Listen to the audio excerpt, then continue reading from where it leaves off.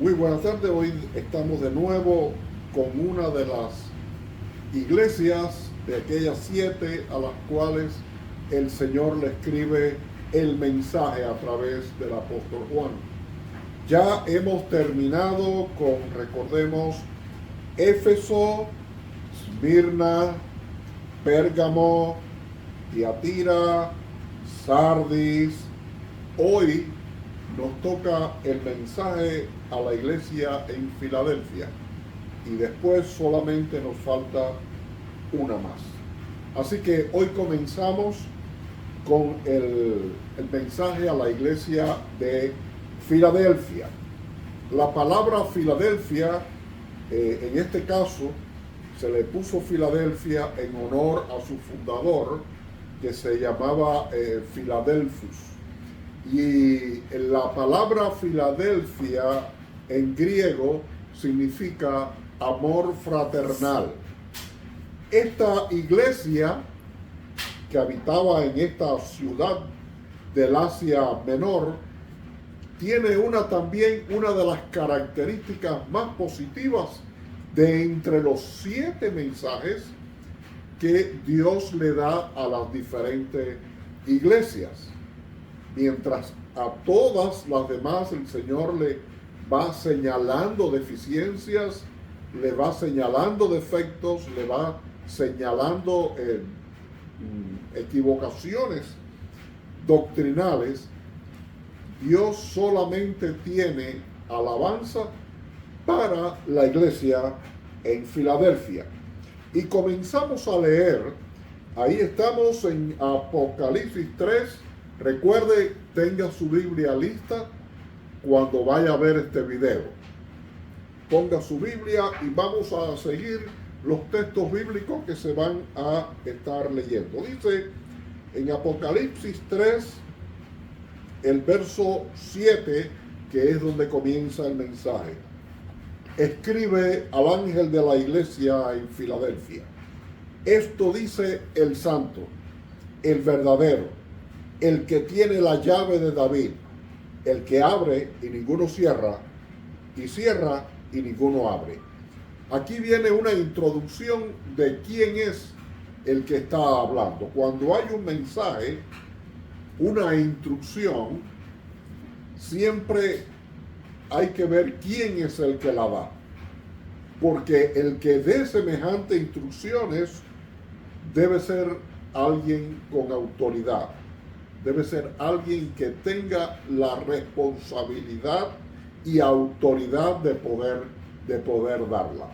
Así que quien da el mensaje comienza siendo aquel que tiene toda autoridad. Dice, ¿quién es el que dice esto?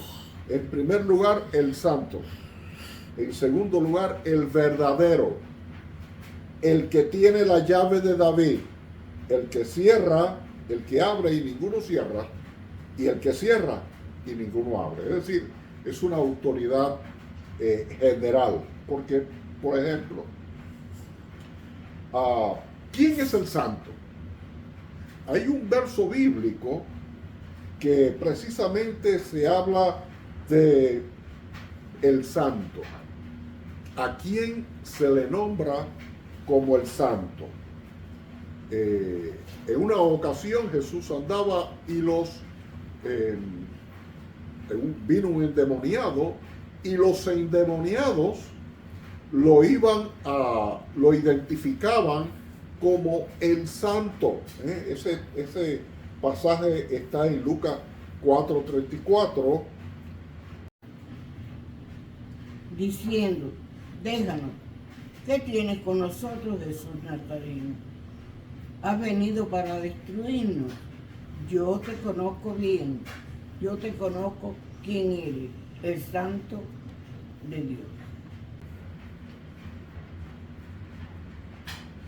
El que tiene la llave de David. ¿Quién es el que tiene la llave de David?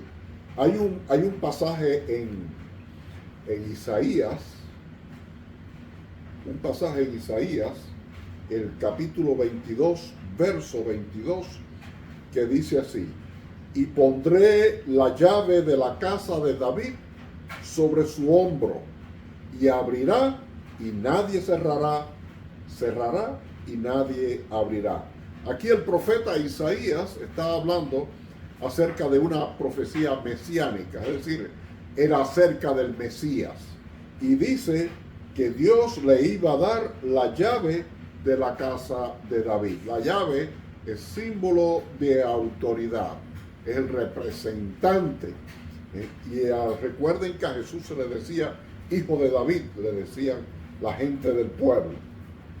Así que el que tiene la llave de David era el que abre y nadie puede cerrar, y cierra y nadie puede abrir. Es decir, es el único que puede hacer las cosas, el único que tiene autoridad. Cuando él hace algo, nadie le puede contrarrestar, porque la llave del poder y de la autoridad la tiene él en su mano.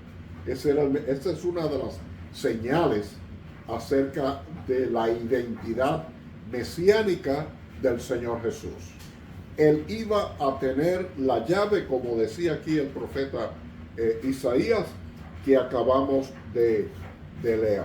Si nadie tiene autoridad cuando él abre para cerrarle, y si él cierra, nadie tiene autoridad para abrir, para dar oportunidad. Por lo tanto, se está refiriendo aquí, el que está hablando es Cristo mismo, dándole el mensaje a la iglesia en Filadelfia. Y seguimos allí en Apocalipsis, ahora con el verso 8, dice: yo conozco tus obras, una frase que se repite en el mensaje a las 7 iglesias. Yo conozco tus obras, he aquí, he puesto delante de ti una puerta abierta. Qué bueno que el Señor nos diga que tiene delante nuestro una puerta abierta, la cual nadie puede cerrar. Cuando el Señor nos abre la puerta, nadie nos la puede cerrar. Porque aunque tienes poca fuerza, has guardado mi palabra y no has negado mi nombre. Tienes poca fuerza. Esto da a entender como que la iglesia en aquel lugar era una iglesia pequeña. Tienes poca fuerza. Sin embargo, a pesar de la oposición, a pesar de las contrariedades, a pesar de que estaba pasando por pruebas, dice: no has negado mi nombre. Era una puerta, pero esa puerta que el Señor le estaba abriendo era suficiente, a pesar de que era una iglesia pequeña, y aún cuando había pasado tribulaciones, lo que fuera, y aún así no había negado el nombre del Señor. Por lo tanto, él estaba abriéndole una puerta a esta iglesia. Hay algo muy interesante en medio de todo esto que se está describiendo, y es que estaba en un lugar que se llama Filadelfia, que es amor fraternal. Por lo tanto, la iglesia está tomando como la simbología de este nombre. Era una iglesia cohesionada, era una iglesia unida, era una iglesia con amor. Y que juntos, a pesar de ser un grupo pequeño, estaba siendo testigo fiel del mensaje del Señor. Por eso el Señor Jesús le dice al principio que yo conozco tus obras. Qué bueno es recordar que lo que hagamos, que todo aquello que emprendamos, todo lo que lleva mérito o regaño, dice que el Señor lo conoce. Nada pasa desapercibido para el Señor. Y seguimos leyendo ahí en Apocalipsis, ahora el verso 9, dice: he aquí, yo entrego de la sinagoga de Satanás a los que se dicen ser judíos y no lo son, sino que mienten. He aquí, yo haré que vengan y se postren a tus pies y reconozcan que yo te he amado. Qué lindo está esto, ¿eh? reconozcan que yo te he amado. No importa la comparación o el afecto con que los demás estaban mirando a la iglesia, tal vez con desprecio y todo lo demás, sino que dice que todo el mundo va a saber que Jesús amaba a esa iglesia. El hecho de que Cristo nos ame es suficiente. No importa si es pequeño, grande, débil o fuerte. Si Cristo me ama, es suficiente privilegio para estar en la voluntad del Señor. Fíjense que dice que en la sinagoga de Satanás hay muchas conjeturas sobre a qué se refiere. Algunos piensan que se refería a la oposición de los romanos. Hay otros que piensan que se refería a la oposición de los judíos por aquello de la sinagoga. Pero estoy de acuerdo con aquellos que opinan que era un grupo, había alguien en esa ciudad que se creía que era el pueblo de Dios, que ellos sí eran los verdaderos. Quizás en algún momento hemos escuchado esta frase en algún momento, en algún lugar en que hemos escuchado, no, nosotros somos la iglesia verdadera. Y dice aquí el Señor, a la sinagoga de Satanás, es decir, en vez de ser de Dios, no, eso es Satanás. Los que se creen, pero no lo son. Los que se creen, pero no lo son. Generalmente los que se autodefinen es porque precisamente no lo son. Hay un proverbio popular por ahí que dice, dime de qué alardeas y te diré de qué careces. En este caso, había alguien a que el Señor le llama la sinagoga de Satanás, que se creía que ellos eran los elegidos, los verdaderos, pero dice el Señor que no lo son. Y que ellos iban a comprobar, iban a ver palpable que el Señor les amaba a ellos. Aquella iglesia pequeña, aquella iglesia aparentemente insignificante, era ellos a quienes Dios amaba. Y pasamos, vamos a continuar el verso 10. Recuerde, estamos en Apocalipsis capítulo 3, el verso 10. Por cuanto has guardado la palabra de mi paciencia, yo también te guardaré de la hora de la prueba que ha de venir sobre el mundo entero, para probar a los que moran sobre la tierra. El Señor no le está diciendo, mira, no van a pasar por la prueba. La prueba va a venir. Pero una cosa es que Él le dice que Él va a estar con ellos. Por ejemplo, en Juan 17:15, en este pasaje, en esta lectura, el Señor dice algo interesante. No ruego que los quites del mundo, sino que los guardes del mal.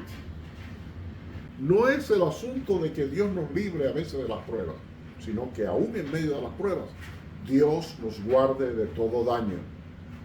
Dios nos guarde de todo mal. Porque la iglesia tiene que pasar por la prueba. Pero Dios, y es lo importante en esto, el punto importante es que Dios nos guarde de todo mal. ¿Está bien? ¿Estamos conformes con eso? Si el Señor está de mi lado, yo creo que todo lo demás es pasajero y soportable. En el verso 11, seguimos con el verso 11. He aquí, yo vengo pronto. He aquí, yo vengo pronto. Retén lo que tienes para que ninguno tome tu corona. La palabra yo vengo pronto es como una advertencia. Es como, es una exhortación. Es un aviso. Como diciéndole, mantente firme, mantente despierto, está alerta porque yo estoy al venir Si aquí hay una advertencia del Señor de que la iglesia no se durmiera, de que la iglesia dejara de ser vigilante, por eso yo vengo pronto. Si alguien viene de visita y nos dice, oye, pronto estoy ahí, es un preámbulo para que podamos nosotros estar preparados para cuando esa persona llegue. Cuando Cristo dice, he aquí yo vengo pronto, está diciendo, no se vayan a dormir, no se descuiden, no traten de adormilarse, porque yo estoy al llegar. Hay una advertencia aquí de estar alerta, de tenerlo en cuenta, no de soslayar y de olvidarse, no, esto no ha pasado, no va a pasar, se va a demorar más, sino que el Señor le está diciendo, mantente despierto, mantente vigilante, porque yo vengo pronto. El Señor nos está diciendo que Él va a venir pronto. Por lo tanto, la iglesia debe mantenerse despierta y vigilante, esperando la aparición del Señor Jesús en medio nuestro. Y aún continuamos, seguimos con el verso 12. Dice, al que venciere, yo lo haré columna en el templo de mi Dios, y nunca más saldrá de allí, y escribiré sobre él el nombre de mi Dios y el nombre de la ciudad de mi Dios, la nueva Jerusalén, la cual desciende del cielo de mi Dios y mi nombre nuevo. Aquí hay varias cosas. Al que venciere. ¿Quiénes son los que vencen? Los que perseveran hasta el fin. Que a pesar de las pruebas y del tiempo, perseveran hasta el fin. Al que venciere, yo lo haré columna en el templo de mi Dios. Era una costumbre, se cuenta, que había una costumbre en los templos paganos, ¿no?, de la ciudad, en que en la columna de los templos se escribían los nombres de las personas más importantes, más influyentes de la ciudad. Ahí se ponía el nombre en las columnas de los templos. Y el Señor le dice, no, al que venciere yo lo haré columna, no de un templo cualquiera, sino del templo mío. Aleluya. Qué lindo eso. Voy a poner su nombre en el templo de mi Dios. Aleluya. Qué bueno es que nuestro nombre esté escrito en una columna del templo de mi Dios. Esto, por supuesto, es una metáfora, porque más adelante en Apocalipsis, en el capítulo 21, nos dice que no habrá necesidad de templo, porque estaremos en la misma presencia de Dios. Lo que este dicho está diciendo aquí es que vamos a estar, el que venciere va a estar en la misma presencia de Dios, y dice que nunca más saldrá de allí. Dice, escribiré sobre él el nombre de mi Dios. Vamos a estar en su presencia siempre. En el Salmo 23:6 hay algo con respecto a este anhelo. Ciertamente el bien y la misericordia me seguirán todos los días de mi vida, y en la casa de Jehová moraré por largos días. Dice que va a tener el nombre nuevo. Recordemos, para el pueblo de Dios, los hebreos y más tarde los judíos, era muy importante el nombre. El nombre decía cómo era el carácter de la persona. Es más, cuando Dios realmente hacía un cambio en una persona o le tenía una nueva tarea, le cambiaba el nombre. Recordemos de Abraham, de Sarai, así, hay muchos lugares donde Dios le cambia el nombre a la persona. En el Nuevo Testamento incluso sabemos, ¿no? A Simón le llama Pedro, a Saulo le llama después Pablo, Y así, porque el nombre no era sencillamente una identificación para no confundirlo con otras personas, sino que el nombre conllevaba el reflejo de cómo era el carácter de la persona. Así que dice que vamos a tener un nombre nuevo, es decir, ya no vamos a ser el mismo de antes, no vamos a estar en la misma naturaleza, sino que vamos a tener un nombre nuevo. En Isaías, capítulo 62, el verso 2, dice así la palabra: entonces verán las gentes tu justicia y todos los reyes tu gloria, y te será puesto un nombre nuevo que la boca de Jehová nombrará. Esa nueva identificación va a salir de la boca de Dios. Así que al final dice que el nombre de la ciudad de mi Dios, la nueva Jerusalén, la cual desciende del cielo, no es la Jerusalén terrenal, ¿no? Es un lugar de donde habita Dios, dice, y allí te pondré mi nombre nuevo. Y termina diciendo el verso 33, perdón, el verso 13, el que tiene oído, oiga lo que el Espíritu dice a las iglesias. Sí, el que está oyendo, que preste atención. El que está oyendo, que ponga atención a lo que se le está diciendo. Así que, mis hermanos, este es el mensaje a la iglesia en Filadelfia. Es un mensaje totalmente positivo. El Señor no le señala ningún defecto, sino que más bien le alaba, le exalta, le dice que va a escribir su nombre, le va a decir que todos van a ver que le ama, y al final va a tener un nombre nuevo. Lo más importante que podemos tener en la vida no es el reconocimiento humano, sino que Dios me diga, en primer lugar, que me ama, en segundo lugar, que va a tener mi nombre, va a escribir mi nombre en el reino de los cielos, en su presencia, y que Él personalmente me va a dar un nombre nuevo. Así que Dios le bendiga, mis hermanos. Recordemos siempre que la fidelidad, que es el que venciere, la fidelidad tiene premio con Dios.